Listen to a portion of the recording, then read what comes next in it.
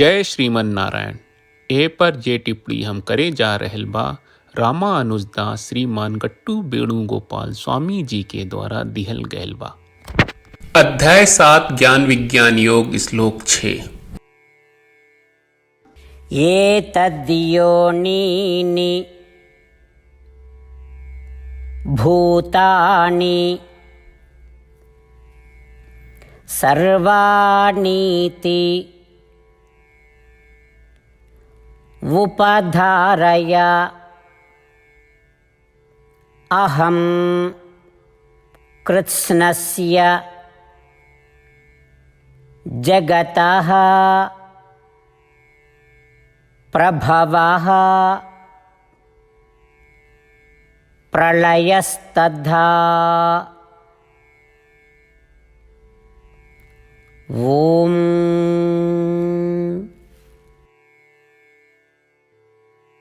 गीताचार्य श्री कृष्ण परमात्मा अर्जुन समेत हमनी सबके ज्ञान विज्ञान योग सिखा रहल बानी। परमात्मा कह रहल बाड़न कि अर्जुन के जीव और प्रकृति के मिलन के चलते ब्रह्मा से लेके घास के परत तक पूरा संसार के निर्माण होला। बाकी ई जीव आ ई प्रकृति दोनों हमरा बस में बा। आ ई दोनों के मिलन से बनल ई पूरा दुनिया भी हमरा बस में बा। अतनई ना हमई ही संसार के रचयिता बानी आ हमई एकरा के भंग करे वाला हुई। हम ही पूरी दुनिया के मालिक हई। अर्जुन के ई निर्देशन के दृढ़ता से या निश्चित रूप से जानल लेई, बिना कौनो संदेह के जान लेई कि ई पूरा संसार के मालिक श्रीमन नारायण हवे। जैसे कि श्री कृष्ण परमात्मा जे श्रीमन नारायण के अवतार हवे, हमनी सबे के बहुत साफ साफ बतावत बाड़न कि ऊ ई सब सृष्टि के मालिक हवे। काहे कि श्री कृष्ण परमात्मा खुद बतावत बाड़े कि ऐसे हमनी के बिना कौनो संदेह के दृढ़ विश्वास करी जा कि श्री कृष्ण परमात्मा आ श्रीमन नारायण हमनी के सबके मालिक हवे, आ पूरा सृष्टि के मालिक हवे। मालिक के साथे जैसन होके के चाही वैसन होके की कोशिश करत घरी श्री कृष्ण परमात्मा के बात के जैसन बा वैसन दोहराई जा। एतद्योनीनि भूतानि सर्वाणीति उपधारय अहं कृत्स्नस्य जगतः प्रभवः प्रलयस्तथा।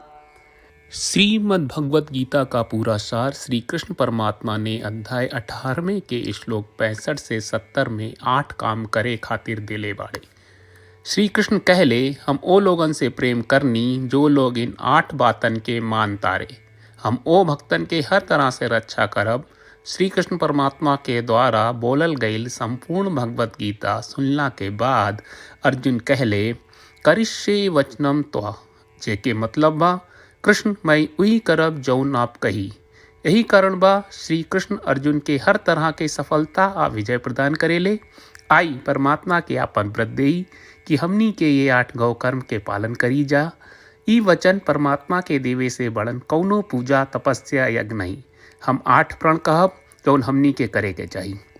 आप सब कृपया इन्हन के आपन दिमाग और दिल में सोची। श्री कृष्ण के आपन वचन देवे के ई तरीका में हमनी सबकी कल्पना करे के चाहिए कि श्री कृष्ण का चेहरा खुशी से चमकत बा और खुशी के एहसास करत बा। जय श्रीमन नारायण। यहाँ हमनी के 8 वादा बा। हमनी के पहला वादा, हे श्रीमन नारायण, आपका निर्देश के मुताबिक हम हमेशा तोहार ध्यान करब और तोहार बारे में सोचब। हमनी के दूसर वादा, हे श्रीमन नारायण, आपका सलाह का अनुसार हम हमेशा आपका भक्त रहब। हमनी के तीसर वादा, हे श्रीमन नारायण, हम आपन सब काम तोहरा सेवा के रूप में और तोहरा संतुष्टि खातिर करब। हमनी के चौथा वादा, हे श्रीमन नारायण, जैस की आप माने के कहले रहलू, हमरा बहुत विश्वास बा कि हम आपके होई और हम हमेशा आपन दोनों हाथ जोड़ के आपके नमस्कार करब और आपकी पूजा करब। हमनी के पांचवा वादा, हे श्रीमन नारायण, हमरा के तोरा बात माम एकम शरणम ब्रज 1866 याद कहले, जहाँ आप हमरा के आपन का अर्पित करे का कहा। श्रीमन नारायण, मैं हमेशा तोहरे शरण में रहब। हमनी के छठवां वादा, हे श्रीमन नारायण, हमरा के तोहरा बात माँ सुचहा 1866 याद कहले कि आप हमनी के शोक ना करे का आश्वासन दे रहे बड़े। हम अब और शोक ना करब। हमनी के 7वां वादा, हे श्रीमन नारायण, आपने हमरा खातिर श्रीमद् भगवत गीता के वितरण करके हम सब के कृपा कहले और आशीर्वाद दहले बा।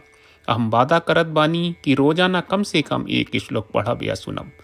हमनी के 8वां वादा। हे श्रीमन नारायण, आप गीता के पूरा मानवता तक ले गयलू। हम गीता में आपके दिव्य वचन के उन भक्तन तक पहुँचावे के प्रयास करब जे गीता से अपरिचित बा। हे श्रीमन नारायण, हम उई करब जौन तू करे का कहब।